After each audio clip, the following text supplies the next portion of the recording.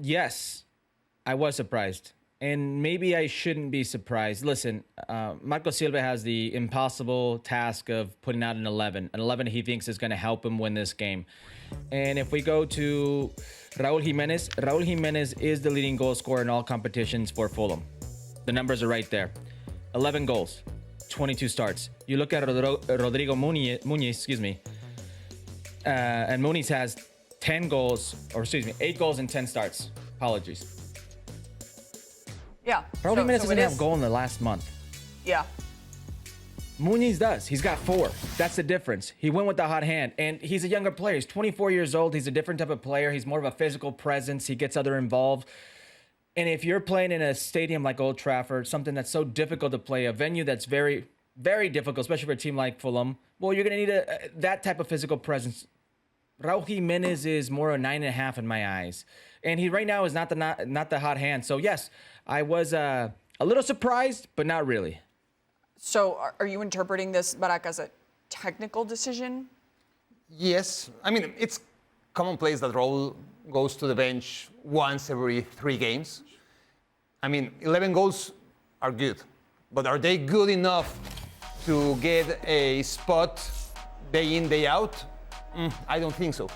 And when you have someone like Muniz, that with half of the minutes, he scores practically the same amount of goals, then you as a coach has to balance.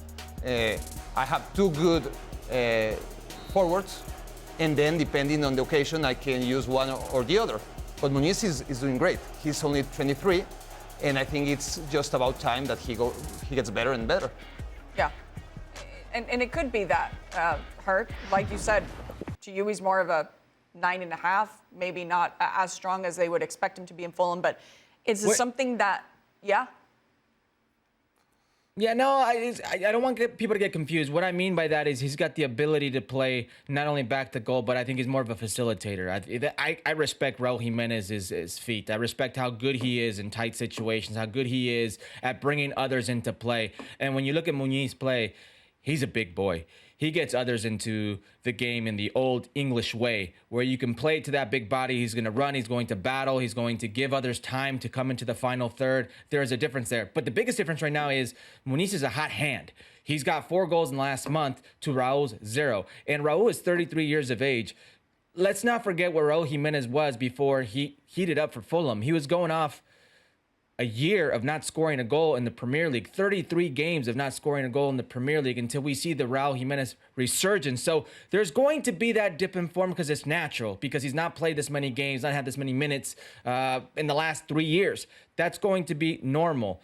But this is something that I didn't see coming in the month of February, because we were talking about Raul Jimenez versus Santi Jimenez. I never thought about Raul versus Rodrigo.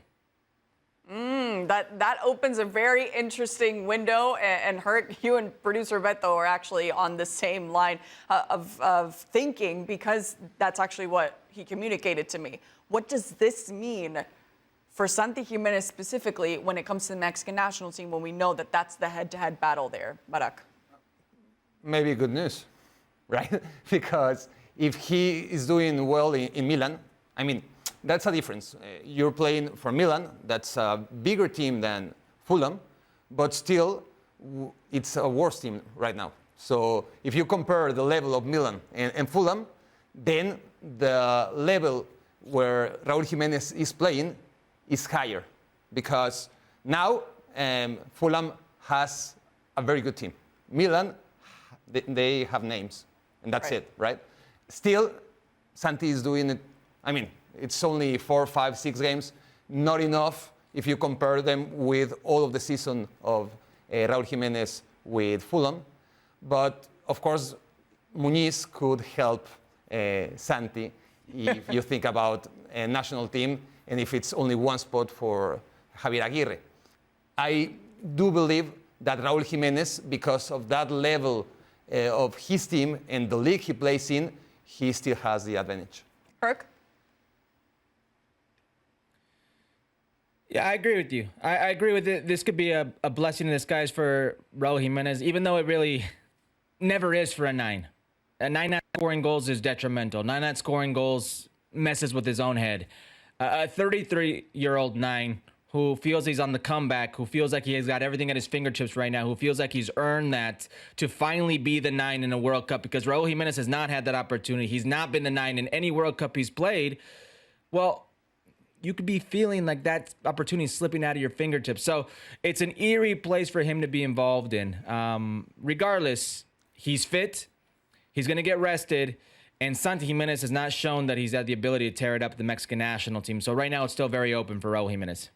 Yeah, it seems like they're kind of even when it comes to the pressure, right? At the club level, at the Mexican national team level, maybe Santi Jimenez has a little bit more to show for the team. Raul Jimenez, maybe a little bit more for himself, but that is still very much up in the air. But we are nearing an international window, so it will be very interesting to see what kind of national team we'll see, at least with the Mexican side.